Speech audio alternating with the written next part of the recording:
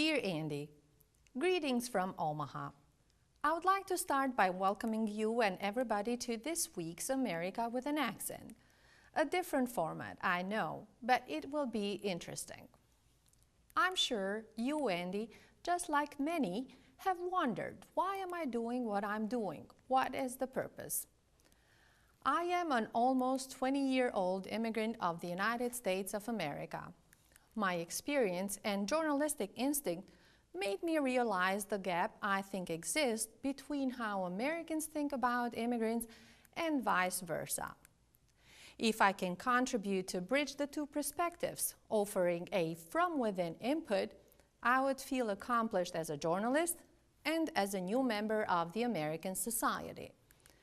The journey started a year or so ago. The idea came to fruition because of the Omaha Public Library and SCORE, part of Small Business Administration, that organized an 8-week seminar series on how to start your own business. I confirmed that they are offering the same series again this coming January. Then KPAO Community Television opened the doors for me and New Americans Media. All institutions, and Pauline Stark with SCORE and Mike Wallace with KPAO TV have my greatest appreciation. The first episode of America with an Accent with Cindy Gonzalez, a reporter for the Omaha World Herald, city's newspaper, and Steve Jordan, a former reporter also with the paper, aired on October 31st. Omaha, honestly, is for many of us. Let's approach Omaha from a different angle now. There are very few skyscrapers in Omaha. 65% of the population owns a house. Omahans don't like to move. 84% of them remain here where they are, and we drive a lot here in Omaha. And Omaha ranks very high nationally in terms of life quality and other variables. Cindy, what makes Omaha attractive to newcomers and being them foreign-born or born here in the United States? Well, for me, I kind of go back to the demographics. I like the diversity of the neighborhoods. So I like the fact that you can go west and you can see, you may, as a family, want to move there and there are newer homes, or south where there's in Sarpy County where there are newer homes also. But you can also go, there's a movement back to the river. It's a little bit more cool now to live downtown and in the mid-city, middle part of the city. So I think as a newcomer, it's just the variety and the diversity of things to do. So housing is affordable in Omaha area? They say, okay. You know, I mean, I just wrote a story saying that Omaha is ranked number 7 in terms of the younger population, ranked 7 among the 100 largest metro areas in terms of the slice of millennials who are homeowners. So, and part of the reason is because housing is a little bit more affordable here, and income actually, our household income has raised faster than the national average too. Right. So, but yeah, so what do you say when a young person wants to come to Omaha? I say, you know, there's always different pockets of town that you can find things to do. If you have, if you're raising a family, or if you're starting into a career and looking for something here, there's something everywhere to find. It's just that you have to hook up with the group of people that know how to help you navigate the city. Education is quite good right. Here in the state. The public schools have a good reputation, and there's different districts within Omaha. The largest one is Omaha Public Schools, but there's also District 66, Gretna, Bellevue, that all have a good reputation. And then overlaid on that is the parochial school system, and Omaha has a very healthy Catholic education system, several high schools that are not too far away, spread around the country, around the city. I might mention things to do in the evening. You know, Omaha really has an art scene, entertainment scene. Usually more things going on than you can attend. Sports are. It's interesting. Sports, high school sports are even big in Omaha, and yet Omaha has the College World Series every year, which is a really spectacular event. Seeing the best college players come to town and their teams. And Omaha has beautiful parks as well, and it's very clean for a big city. Right. You Yeah, I know, mean, Creighton is a Division I basketball team. Omaha U has a Division I hockey team. Creighton has a Division I soccer team, and the women's sports. Creighton's volleyball is ranked high this year again. So it's a lot of things going. You may not have the NFL and the AIFL, but in terms of college sports, we're one of the meccas of that. Let me tell you, when we decided to move to Omaha, all we heard was cows and fields and beef. It was a good surprise. It's a nice city. Well, education is, we are very pleased. We are public school parents, and parks are really nice. And you know, one thing about, you mentioned housing prices. I mean, the house next door to mine sold for $70,000. Some people went through and did some renovation, and they've got it priced at $135,000. And a couple just came by and said they made a bid. Now, $135,000 house is a decent house in Omaha. Not so in other places. You can't even find them at that price. So Omaha has lots of neighborhoods where they're reasonably priced houses like that. all right. and I agree with your assessment of the schools too. My kids went to public schools, and I hear that from a lot of people, that there are good public schools. And for the ESL program, English as a second language is also, I understand, outstanding. So. Very dedicated teachers, yeah. There are challenges, of course, in Omaha, so we're talking a lot about the great things, and there are great things going on. But, you know, speaking of that, I always thought that one of the challenges in Omaha, since my kids are now in their early 20s and they graduated from college, one of the big challenges for Omaha is to find, with our great low unemployment rate, is to really find, to better connect the growing populations in our community, which are people of color, to corporations and companies. And that's really going to be a key in helping our community grow, both economically and, you know, socially and demographically. We really have to find better ways to connect the population. And keep the brain here in the state of Nebraska. I like to bring to light human stories that otherwise would go unnoticed. Stories of life and challenges, survival and humanity. Because of a news reporter on Kosovo War some 20 years ago, Theresa and Richard Guinan of Omaha offered shelter to 2 war refugees, Fortesa and Gazment Ademi, with only 7 hours notice prior to their guests' arrival. War, peace, and humanity. How did you get involved in this program to bring war refugees over? I listened very carefully to my wife, whatever she wants to do. She had talked to me about it, but it was her idea. We had been watching on the news, we were glued to the news, about the refugees, about the war, and then they made the announcement that the United States was going to take 20,000 refugees. And I said to my husband, which will tell you what kind of a man he is, me knowing that I could ask him this, I said, well, why don't we sponsor a family? And he said, okay. And so then we got in touch with Senator Hagel's office, and then they got us in touch with the Refugee Center, or the association. Oh, this is how it happened. It was through the senator's office. Chuck Hagel? Yes. Oh, all right. Did you know anything about the procedures? No. We knew nothing. She was bored. We had 3 little kids, a middle-aged kid, 2 dogs, and we needed more help. We had no idea what was involved, but we wanted to do something. So it was just news. You were inspired by news, and that was your main reason. Yes. And, do you remember any particular report that Yes. Can you please share that detail with us?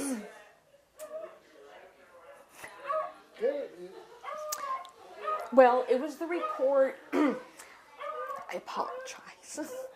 Look for Kleenex. I left the interview to grab a few tissues. It was the neutral zone in Blanco. And can you please repeat this? Oh, I'm sorry.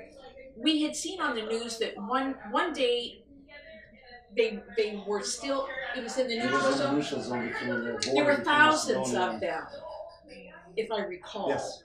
Yes. And it was, and they were not to safety yet.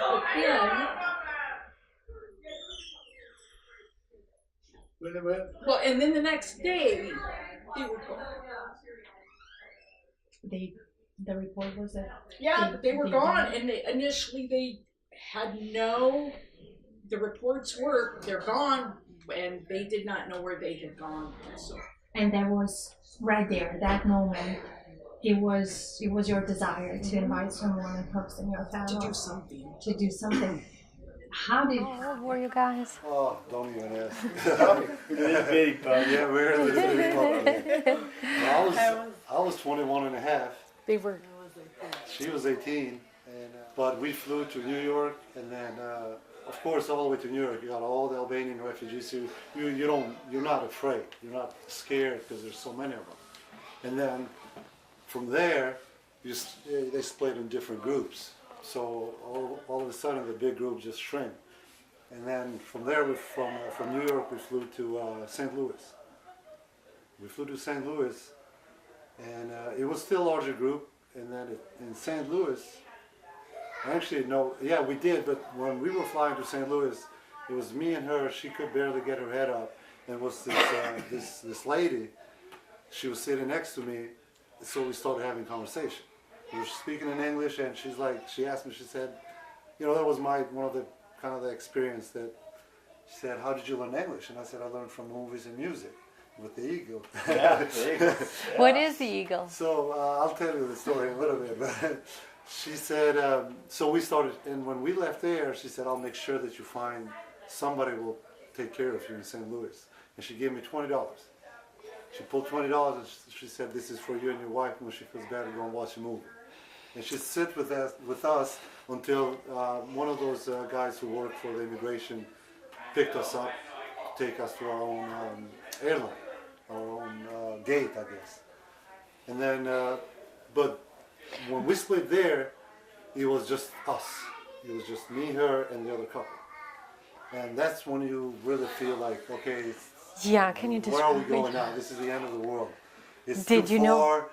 We don't know anymore what's happening. Did you know what was your final destination? Did you know that you were? No, we didn't know anything about Omaha. Teresa, her name, Teresa Guinan, to be honest, at that time on a book, because you're tired, you're everything. I didn't even think that's a person. I think maybe that's the name of like an organization. Like I didn't even know that's her name. So because we, you don't have that much information when you come from there. They come in, they tell you go in this date, blah blah blah. And then here's your paperwork, and you take all this bag. I have the bag still at home.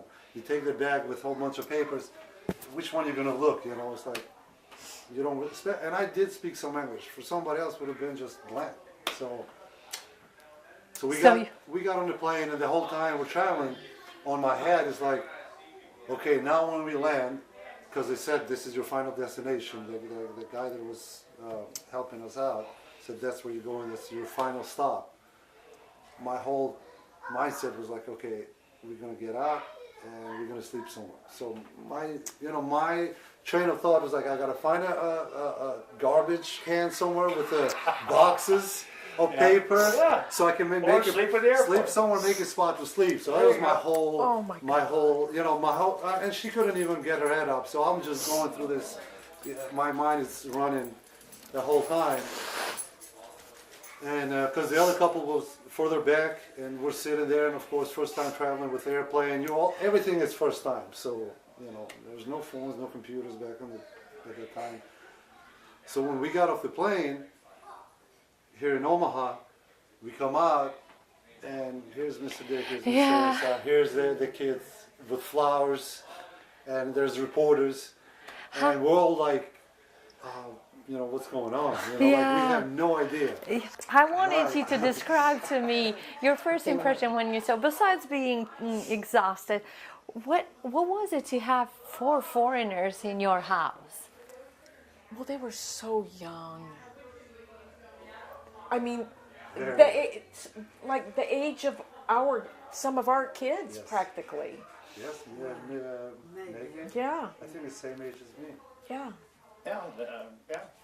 So Well, it was like having just 4 more kids, though. It wasn't, really. It wasn't a concern. And Teresa, you weren't working, you were staying home at the time.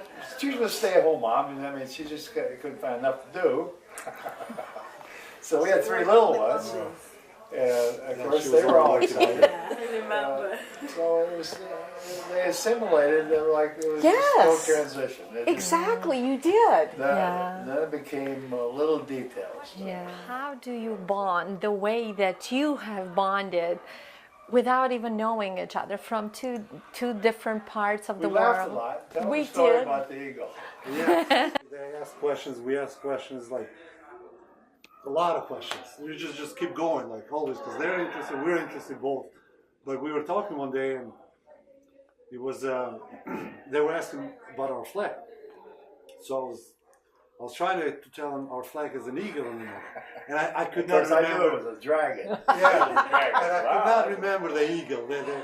I spoke English, but I wasn't. So I could not remember the eagle, and I was trying to. And so I said, "Welcome to the hotel." And they're like, "Eagle." I said, "Yeah, it's an eagle." So I didn't get it. And he got it. Well, it was something like it. But I sing the song because I wanted to relate something. And then it's like eagles. It's like, yeah, that's what it is. It's an eagle. So it was every day or something like that. Like, from that time, Shumir, he always remembered. So of course it's harder for them. Easy especially for me because I did speak English. But that's. And Fortes would cook. Yep, spits on my wall. Oh my gosh, that was delicious. And peppers. Yeah, really good. Yes. So it was. I think them being so young.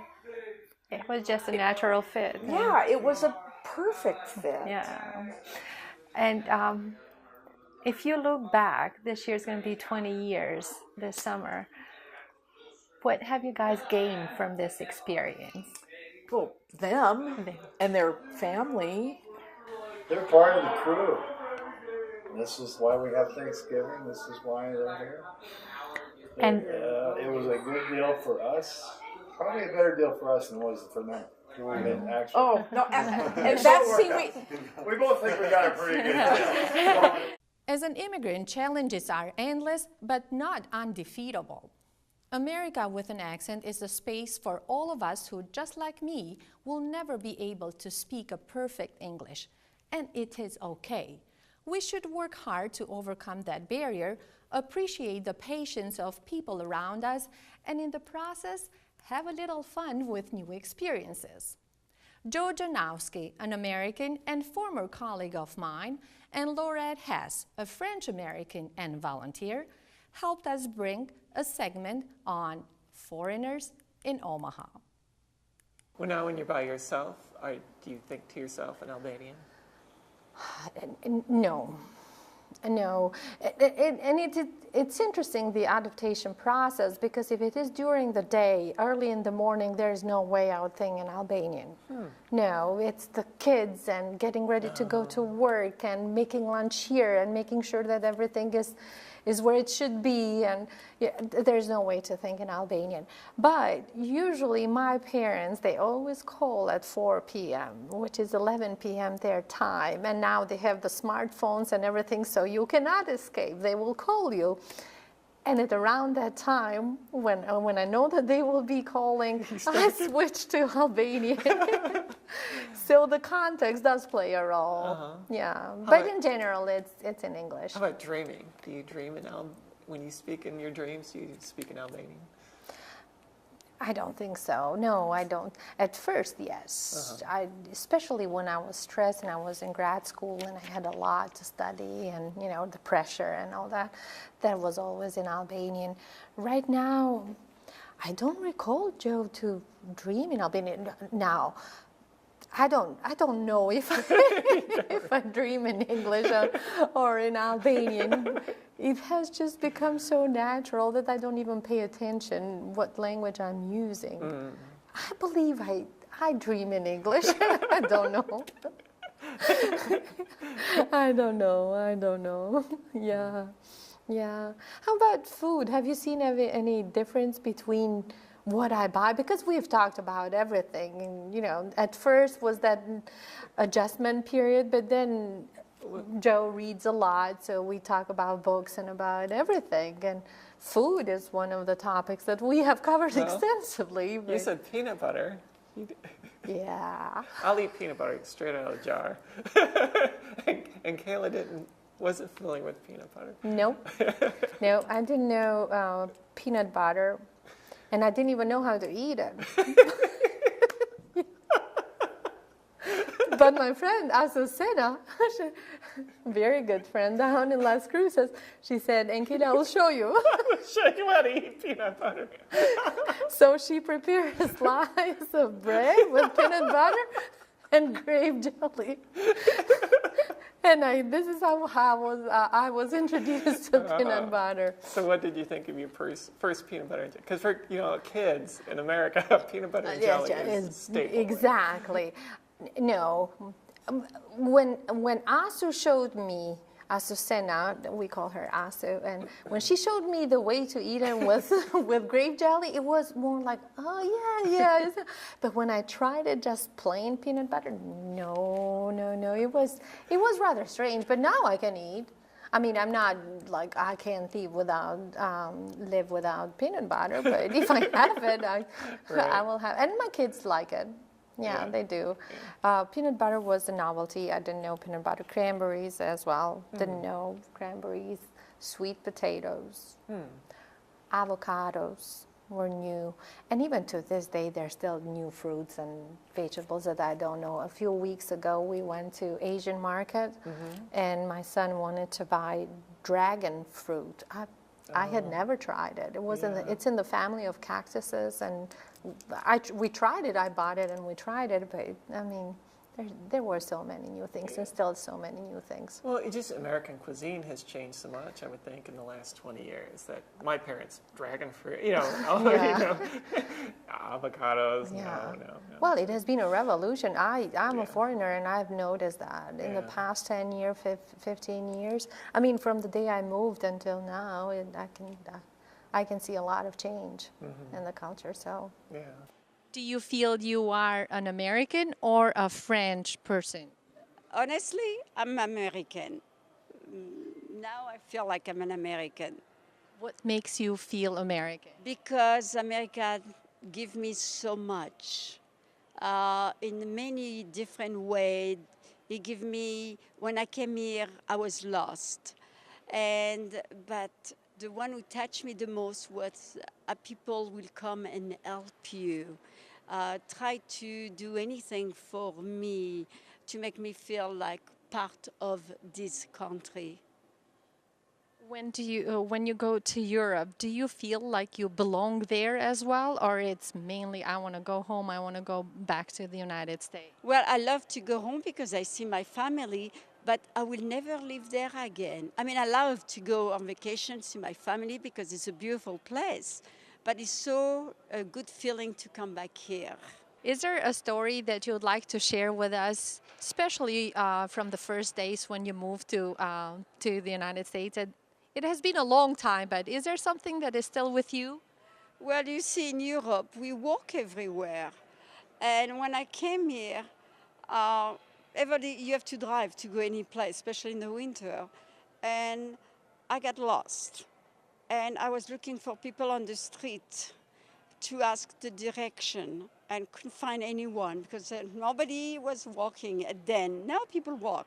So I finally had to stop a police car. Wave, stop, because I was lost and I wanted to go back home. So that's what reminded me in my mind. So I studied map very well after that. Was that in Omaha or in Chicago? No, it was in Omaha. You were lost in Omaha? Oh, yes, I was lost. It's easy for me to get lost. What Laurette has achieved, feeling American more than French, gaining a sense of belonging, is hard, but it is not an immigrant's challenge only. Mike Kelly, originally from Cincinnati, Ohio, wrote columns for the Omaha World Herald for almost half a century.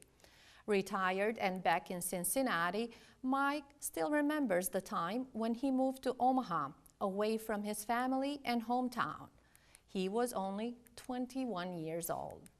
The job is hard, but it is up to us to make us feel at home. The war of belonging. What was the reaction of your family and Barbara when you said that I'm taking a job in Omaha? Well, I think they were probably glad I got a job. I certainly was. And I was not a journalism major, I was a history major. So I had a lot to learn. I was, very fortunate to be hired here. And but other than this one family that I knew, really didn't know anyone here. And I was leaving my entire family, lived back where I had come from. So it was a new experience. I didn't go away to college, which is an experience that we wanted all of our 4 kids to have, and they did. Barbara and I both went to school in our hometown university, which is very good, just like our hometown universities here are. But I think there's an advantage to going away to college. So this was my going away for the first time, was when I started here. What was the hardest for you to adjust to when you moved to Omaha? I guess just not knowing people. In your first episode, you interviewed Steve Jordan, our mutual friend, who became my first friend at the paper.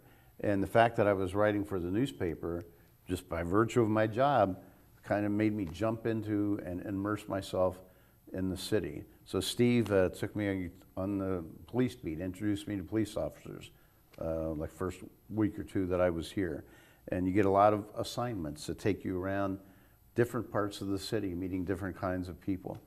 Also got involved in something called the Press Club Show, which was a show that was run for many years, making fun of public figures and playfully. It would raise money for journalism scholarships. So you meet a lot of people that way. So I think the important thing is just get involved, church, and a lot of other things.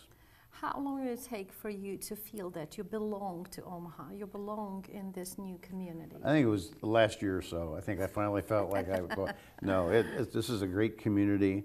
I think, after Barb came out a year later and we got involved in church and met more friends, I think it was pretty soon. So you moved to Omaha by yourself first. I was 21 years old. And then you brought Barb with you. A year later. A year later, and all kids were born here in Omaha. That's right. Mm-hmm. Is that right? Mm-hmm. Okay. So you're suggesting that even for you, although you're not an immigrant like myself, you just moved 700 miles west from where you are, still it was a little challenging at first to find your place in Omaha. Sure. So your advice would be to get involved with communities and anything else? I think Omaha is a very welcoming community to all people, and I've seen it. I've written about immigrants, of course, over the years. I remember about 4 years ago, a family that came from Kenya, and he had a good education at the University of Nairobi, but they still lived in a very poor area there, and they were able, through immigration lottery, they were able to come to the U.S., but they didn't know anyone here. And so they did research and found 3 cities where the unemployment rate was low as Omaha. And they looked in the center of the country and said, we're going there. They didn't know anyone here. Incredible. And they land here, and a cab driver takes them to a shelter, which led to, there are any number of organizations that are eager and willing to help immigrants, Lutheran Family Services and Catholic Charities, the shelters, and other organizations. I'm so glad that you're starting your organization to really to help immigrants assimilate and become part of the city, because just as you and your family have added so much to Omaha, that's what all of us, all of the immigrants, all have this potential, and most really do add a lot. We're a nation of immigrants. Thank you all for watching and following us. I sure hope to see you, Andy, and everybody again next Monday here on KPAO TV or online at newamericansmedia.com, our Facebook page, and NAM YouTube channel. Happy New Year to you and yours. Till next time, Enkela.